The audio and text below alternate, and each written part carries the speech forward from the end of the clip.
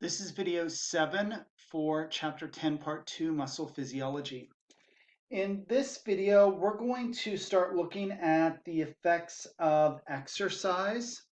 So this used to be termed oxygen debt, but we're going to call it something else, Epoc, excess post-exercise oxygen consumption.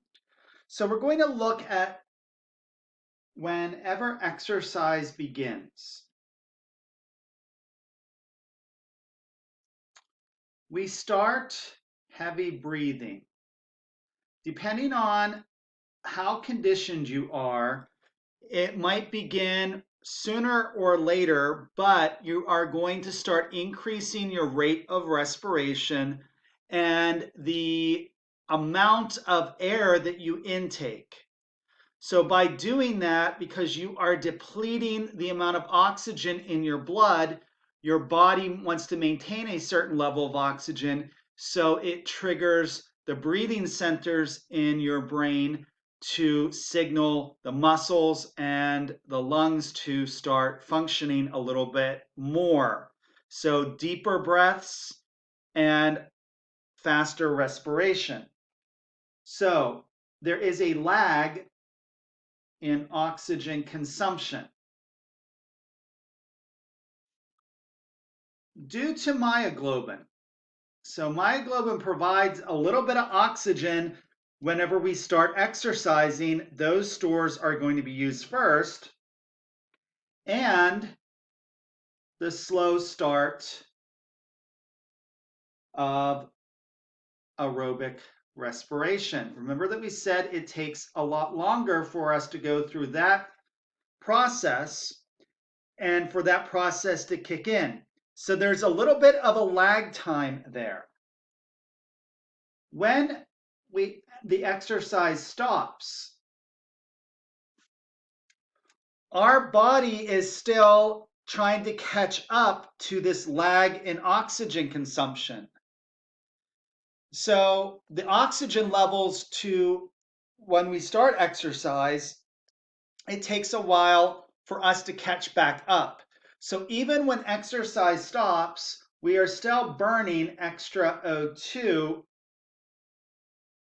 to feed into this system. So this is in part used to catch up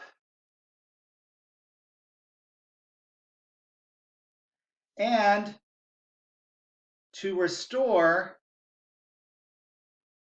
depleted O2 stores. So we have to replace the oxygen stored in myoglobin and used in exercise. This is sometimes called the afterburn effect. So even after you are done exercising, your body is still maintaining a high level of activity for a time after that exercise ceases. So that is the oxygen debt. So it's the amount of time that it takes to restore those depleted oxygen stores. So we said that this is also known as, or AKA, Epoc. And this is the more current term. Excess post-exercise oxygen consumption. EPOC, Epoc. This is going to be dependent on the fitness level of the individual. So how well their body has been trained to get oxygen into their system. We talked a little bit about training at different altitudes. That can help, especially when you're talking about the difference between an amateur and a professional athlete. And there is a difference between a professional athlete and an elite athlete, the one that's at the top of their game. We're talking about like the Olympic athletes. And it is also dependent on the length and intensity of the exercise.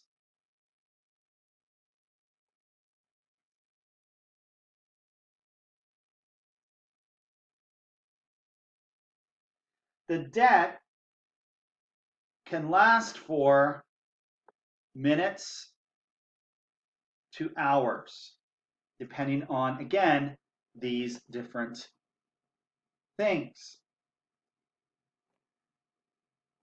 And we have some factors that contribute to this oxygen debt. Initially, synthesizing ATP and creatine phosphate.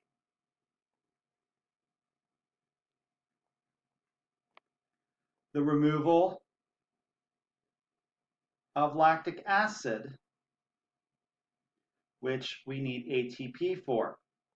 So if we remove lactic acid rather quickly because we have a lot of ATP stores, then that contributes to how much oxygen debt there is.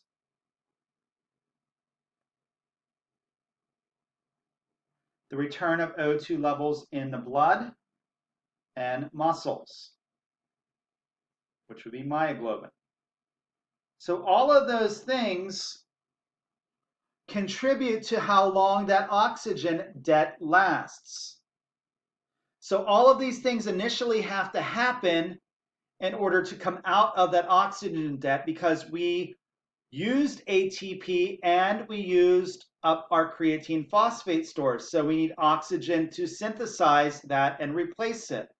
If we produce lactic acid, we need ATP to convert that lactic acid back to glucose. So we need to have oxygen to make the ATP to remove the lactic acid. And then we have to restore our oxygen levels in our blood and our muscles, the myoglobin. We have to restore that oxygen level there. So all of these things contribute to how long this epoch or oxygen debt lasts. Prolonged factors are not completely understood yet.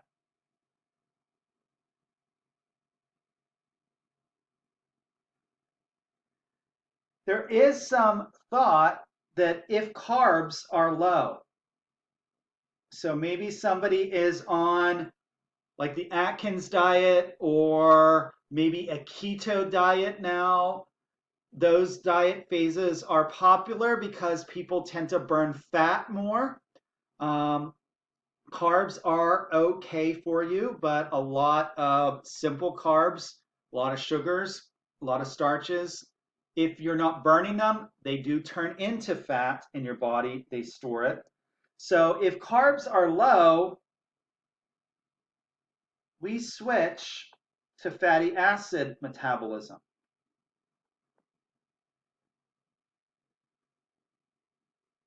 More oxygen is needed for this.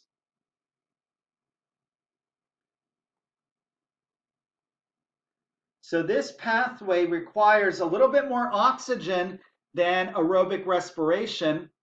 So if we have prolonged factors, if we're not getting a lot of carbs, it takes a little bit more oxygen, takes a little bit more time for our oxygen debt to be restored.